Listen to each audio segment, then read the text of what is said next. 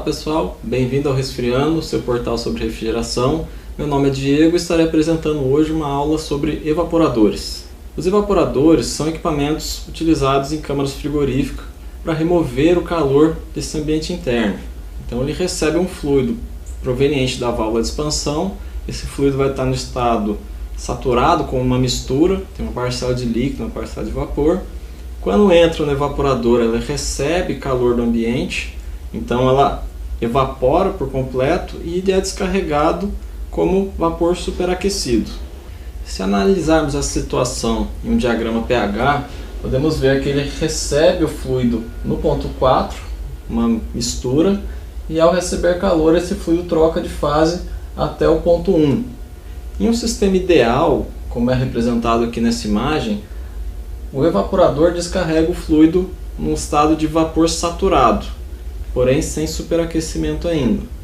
Já em um ciclo real, essa descarga recebe um pouco mais de carga térmica, então ela passa de vapor saturado para vapor superaquecido. Por que isso? Por que no real a gente joga um pouco mais de calor nesse fluido? Justamente para evitar que não entre nenhuma parcela de líquido no compressor. Isso poderia danificá-lo.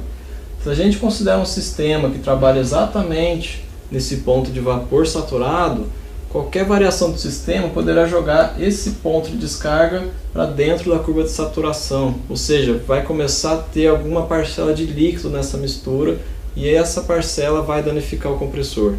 Então, por segurança, é superaquecido um pouco esse fluido que sai do evaporador. Para que o fluido receba calor do ambiente, da câmara no caso, ele precisa estar mais frio que a câmara, justamente porque o calor vai sempre de um lugar mais quente para um lugar mais frio. Então, se ele estiver mais quente, na verdade ele vai estar jogando calor na câmara, que não é o ideal para uma câmara frigorífica. Então ele precisa estar evaporando a uma temperatura mais baixa que a da câmara. Então aqui a gente consegue avaliar, a gente tem uma temperatura de câmara e tem uma temperatura de evaporação. Essa diferença entre as duas temperaturas é o que é chamado de ΔT, ou seja, um delta de temperatura. Em catálogos de evaporadores é muito comum você encontrar um ΔT de 6 graus. Então aquele valor de capacidade para aquele evaporador indica que você está considerando um ΔT de 6 graus. Então se sua câmara está a menos 16 graus, você está evaporando a menos 22.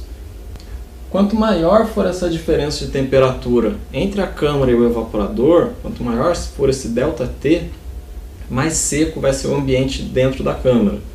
Por que isso?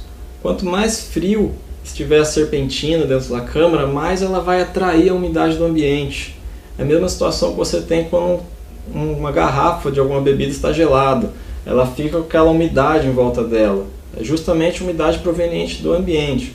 Quanto mais fria tiver essa garrafa, mais ela vai atrair essa umidade. Então na câmara é a mesma situação.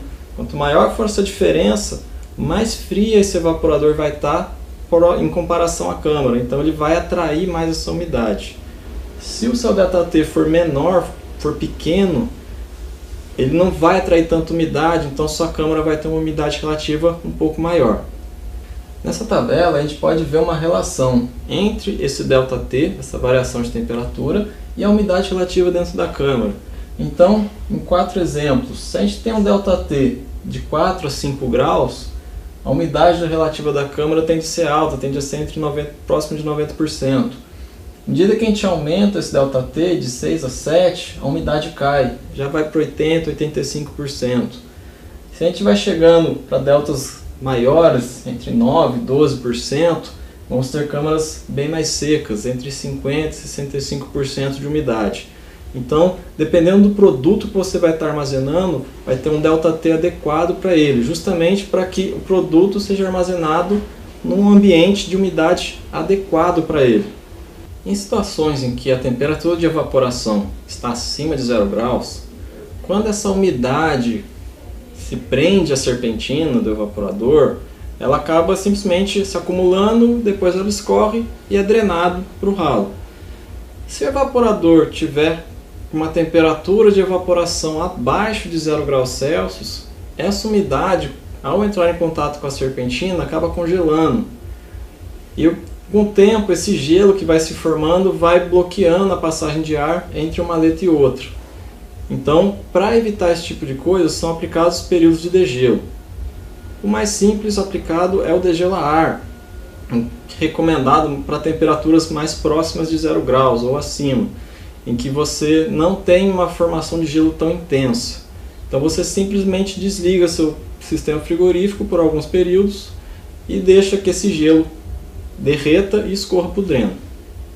O degelo elétrico já é recomendado para temperaturas de evaporação mais abaixo de zero, temperaturas mais negativas, em que você tem uma formação de gelo muito mais intensa. Então, além de parar o sistema frigorífico, você aciona algumas resistências elétricas que estarão bem próximas da serpentina, fixada justamente na parte de trás do evaporador. Então, nesses períodos, você desliga o sistema. Essas resistências geram calor, que auxiliam no derretimento desse gelo formado, e ele é escorrido, drenado para o ralo. Existem alguns casos também que, em vez de usar uma resistência elétrica, você faz o degelo a gás quente. Nada mais é do que passar o vapor superaquecido que vem do compressor, você desvia ele e passa por alguns tubos do evaporador. Isso faz com que o degelo seja feito de dentro para fora da serpentina. É um outro tipo de aplicação.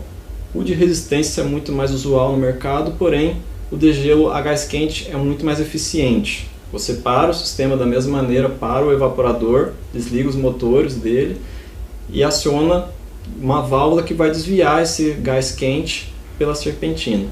Uma outra maneira de se evitar a formação de gelo, aliás, não é nem evitar, é reduzir o tempo de formação de gelo, é utilizar aletados mais espaçados. Por exemplo, temos serpentinas de 4 aletas por polegadas e de 6 aletas por polegadas. Quando a aplicação utiliza uma temperatura muito baixa, uma temperatura negativa, é recomendado uma serpentina mais espaçada, com 4 aletas por polegadas. Se a temperatura está mais próxima de 0 graus, em que a formação de gelo não é tão intensa, você consegue usar uma serpentina com mais aletas. O espaçamento delas vai ser menor, porém a formação de gelo ali acaba não sendo tão intensa. Qual a vantagem? Quanto mais aletas você tiver na serpentina, maior a área de troca térmica, consequentemente mais eficiente é seu evaporador. Porém, devido à formação de gelo em alguns casos, a gente acaba abrindo um pouco a mão dessa capacidade térmica do evaporador para não ter tanto gasto com paradas de degelo.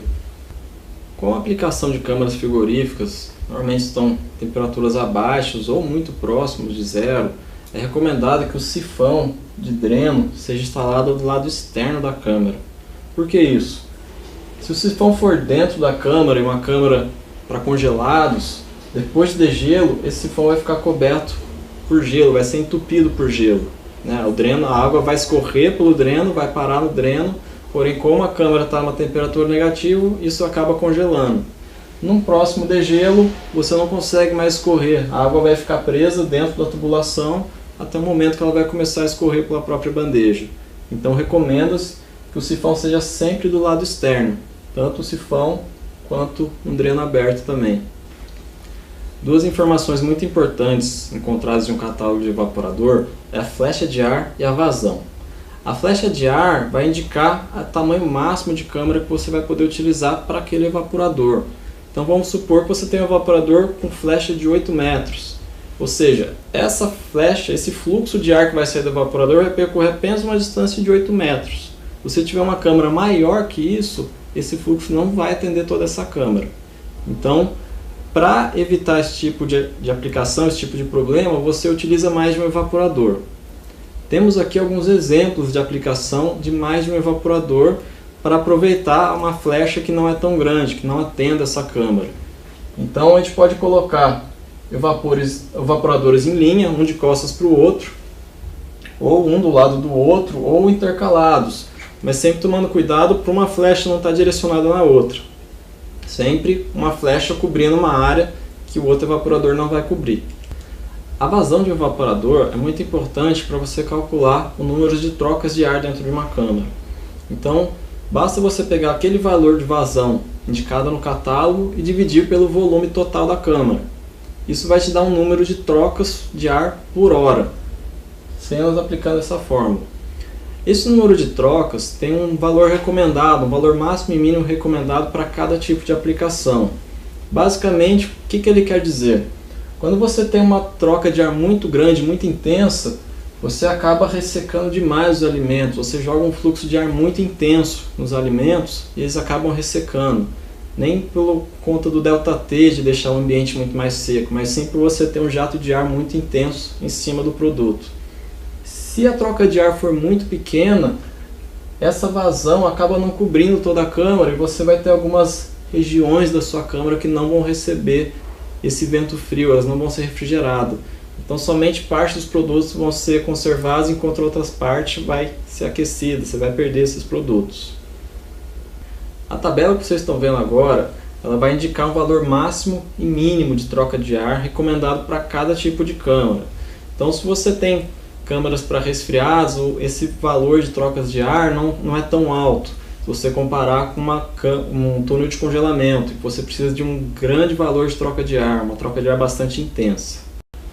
Bom pessoal, essa foi a aula 11 sobre evaporadores, espero que tenham gostado. Caso queiram assistir outras aulas, clique aqui para assistir a aula 10 sobre compressores, segunda parte, aqui para assistir a aula 9, a primeira parte de compressores, e aqui para assistir a aula 8 sobre ciclos frigoríficos. Até a próxima!